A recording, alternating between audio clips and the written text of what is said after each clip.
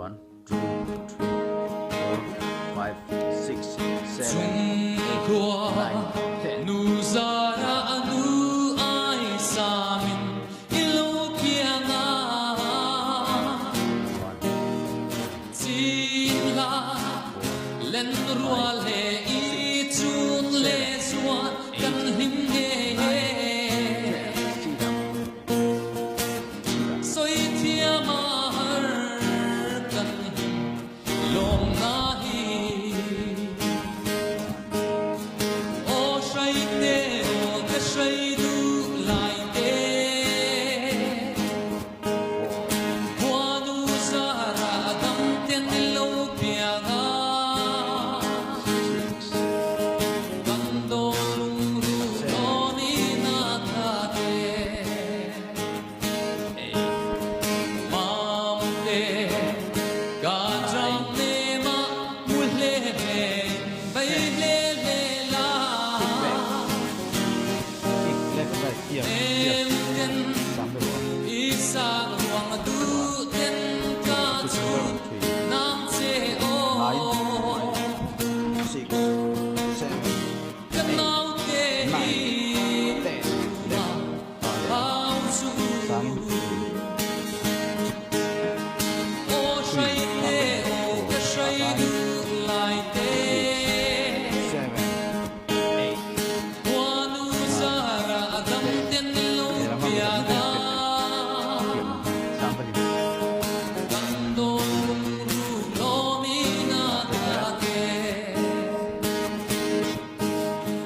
Dam ten ilo sei len hun chuane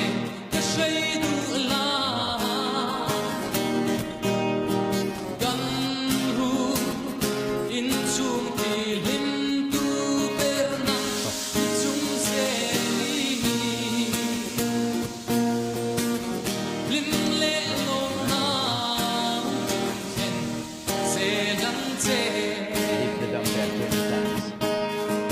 o shai te o ke shai du lai te 1, 2, 3,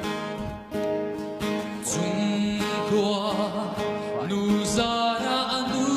ai samin ilokiana 9, Chimla len rual he I chun le suan kan him he Soi thia mar kan long na hi 17, 18, O shai te o ke shai du lai te Kwanu sara dam ten lo pianga Kando lung ru lo ni na ta te 9, 10. Mam te ka jam ne ma mu le bai le le la Em ten isa ruang du ten ka chu nam che o Kanau te hi ma hao chu O shai te o ke shai du lai te Kwanu sara adam ten lo pianga